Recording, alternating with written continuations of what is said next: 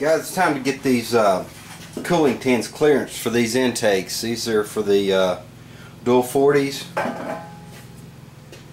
You can see that this doesn't fit. What I'm going to do, I'm going to take my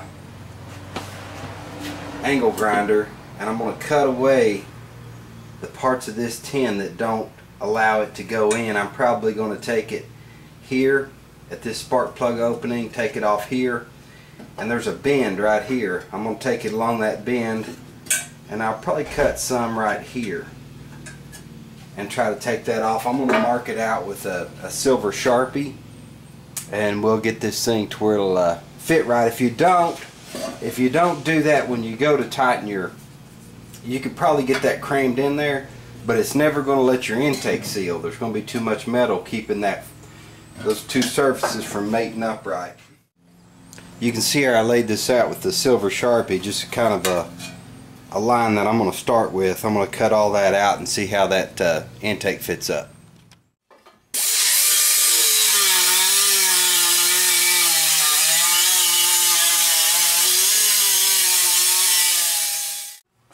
Okay guys, I think we've got this where we want it to be. Take the intake to show you. It slips in there no problem. No problem at all. What I need to do now, I really need to fit it on the engine just to make sure. I'm recording, guys. Okay guys, I got the tin up here. I'm going to take my screws, run these in here, drop that tin in the floor and scratched it up a bit, but I guess that matters too much.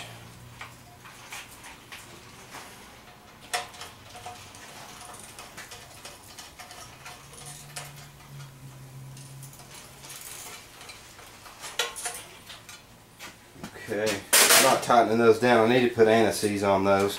It's just a lot easier down the road so that they don't seize on you. Let's see how this fits.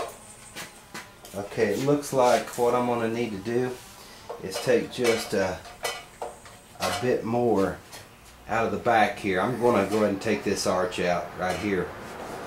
And I just want, what I want is for this to slip in, rest on the head with no restriction whatsoever. I'll take this fan shroud apart, guys. We're going to get the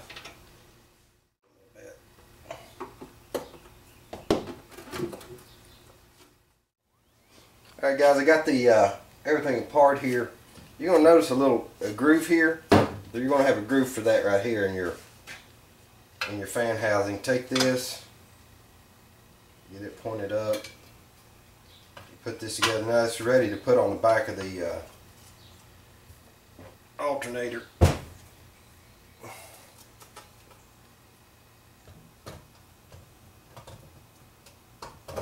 Like so. Now we can put our nuts on the back of here. Alright guys, I'm going to go ahead and stick the nuts and washers on here and get this part of it finished up.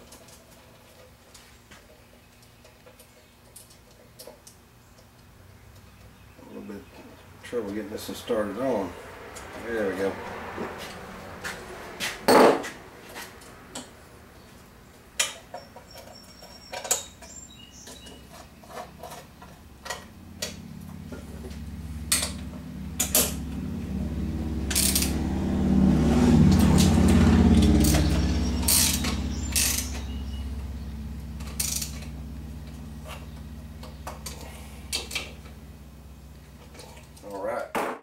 Alright guys, I'd taken my all my shims that I'd taken off of the fan assembly and the generator in both, and I sandblasted them and I put them in a baggie and oiled them up. When I took this apart, it had two shims here that were shimming the fan out away from the housing. Put those back just like that. Now I want to put my fan on.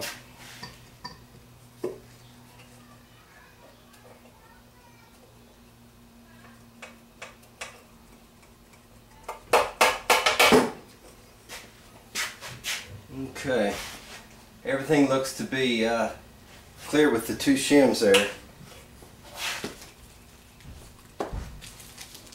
I had about, if I remember correctly, it's been a long time since I did the video, 4 behind it for adjustment. I'm just going to put those back, and that'll leave me with anything I would need to shim the generator, the pulley when you adjust the belt.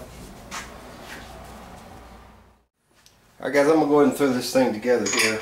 Putting one of my big flat washers, about 4 shims, another flat washer, my spring loaded, and that's going to round it out where I need to be. And that spring washer will put the tension on it to where it'll keep the nut from backing off. Works kind of like a lock washer. Zap this on with the impact. That ought to do it. Okay gang, I'm going to go ahead and throw the generator in the housing. We'll get it screwed down. You want to make sure that you don't have anything. Spin it a little bit, make sure you don't hear any rubbing or whatever. If you do, that's where you're gonna need to shim some. But with where I counted those when I took them out, I got back to relatively close to where I wanted to be.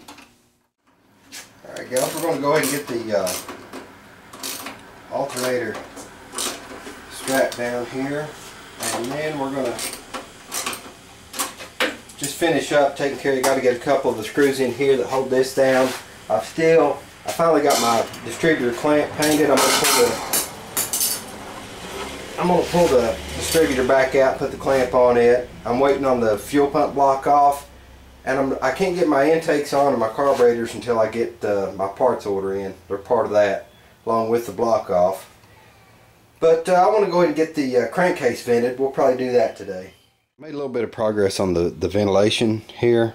Got all this hooked up to get my crankcase vented. Got this where the valve covers. I put those 1/2 inch fittings in there. Got those all hooked up. This is going to mount on the bus behind the engine. I've seen people mount them, turn them around backwards, like, you know, 180 to what this is, and use 90s, but I didn't want to use the 90s. Either here or there, you know, whichever way you want to do that. Got this one hooked up. I need to get the block off here for the fuel pump block off. Get that fitting put in it, and I'll have all of it vented. Got the coil on it. So yeah, we're making a little bit of progress here.